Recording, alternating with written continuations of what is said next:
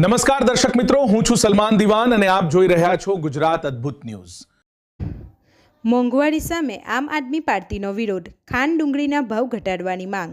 વાગરા આમ જનતાના રસોડાના બજેટ પર વધી રહેલા મોંઘવારીના ભાર સામે આજે વાગરા એસટી ડેપો પાસે આમ આદમી પાર્ટીના હોદ્દેદારો અને કાર્યકરો દ્વારા વિરોધ પ્રદર્શન કરવામાં આવ્યું હતું। આ દરમિયાન કાર્યકરોએ સરકાર સામે સૂત્રોચ્ચાર કરી સામાન્ય પરિવારોને મોંઘવારીમાંથી રાહત આપવાની માંગ કરી હતી।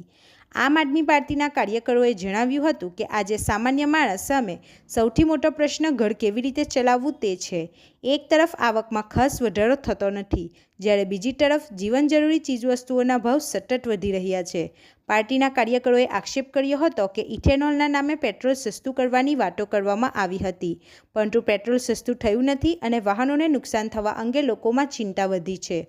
બીજી તરફ ખાંડ અને ડુંગળી જેવી રોજિંદા ઉપયોગની વસ્તુઓના ભાવમાં વધારો થતાં સામાન્ય પરિવારનું રસોડાનું બજેટ ખોરવાઈ રહ્યું છે।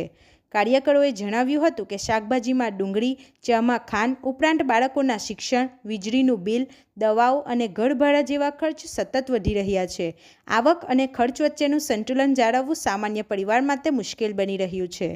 આમ આદમી પાર્ટીએ સરકારને આડે હાથ લેતા જણાવ્યું હતું કે સરકાર મોંઘવારી નિયંત્રણમાં હોવાના દાવા કરે છે, પરંતુ સરકારના પ્રતિનિધિઓએ એક વખત બજારમાં જઈને સામાન્ય માણસના રસોડાની વાસ્તવિક સ્થિતિ જોવી જોઈએ।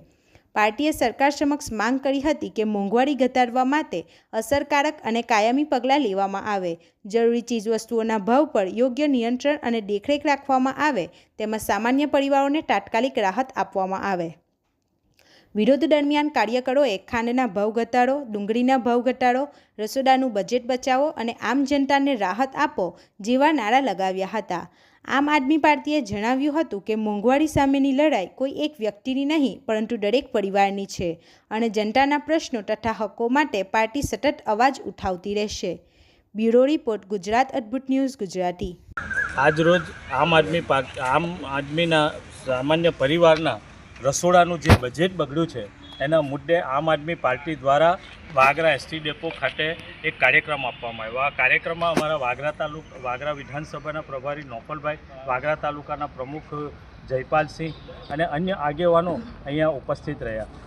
આજે આપ જો સામાન્ય માણસ આજે પીડાઈ રહેલો, સામાન્ય માણસ વિચારે છે કે એનું જીવન નિર્વાહ કઈ રીતે ચલાવવો। આજે આપ જોઈએ આ લોકોએ વાત કરી હતી, સરકારે વાત કરી કે ઇથેનોલના કારણે પેટ્રોલના ભાવ ઘટશે। પેટ્રોલના ભાવ તો નહીં ઘટ્યા, લોકોની ગાડીઓ બગાડવા માંડી અને આમ સામાન્ય પરિવારના રસોડાનું બજેટ બગાડ્યું। આજે ખાંડના ભાવ જુઓ તો 70 રૂપિયા પહોંચ્યા છે, ડુંગળીના ભાવ પણ આસમાને પહોંચી રહેલા છે। ડુંગળી અને ખાંડના ભાવમાં જ્યારે હરીફાઈ ચાલતી હોય એમ ચાલી રહેલું છે। છેલ્લા મહિનાને વાત કરીએ, અત્યારે છેલ્લા દિવસોની, ઓગસ્ટ મહિનાની, તો ડુંગળીનો ભાવ પણ 65 થી 70 રૂપિયા પહોંચ્યો છે। ત્યારે એક સામાન્ય પરિવાર આમાં કઈ રીતે પોતાનું ગુજરાન ચલાવી શકે।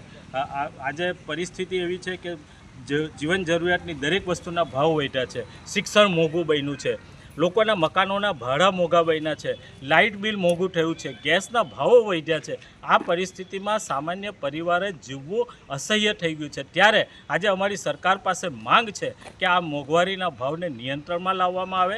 જો સરકાર આ વહેલી તકે નહીં કરે તો આમ આદમી પાર્ટી સમગ્ર ગુજરાતમાં એક જલદ કાર્યક્રમ આપવા જઈ રહેલી છે।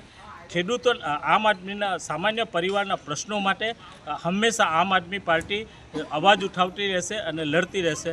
ઇન્કલાબ જિંદાબાદ।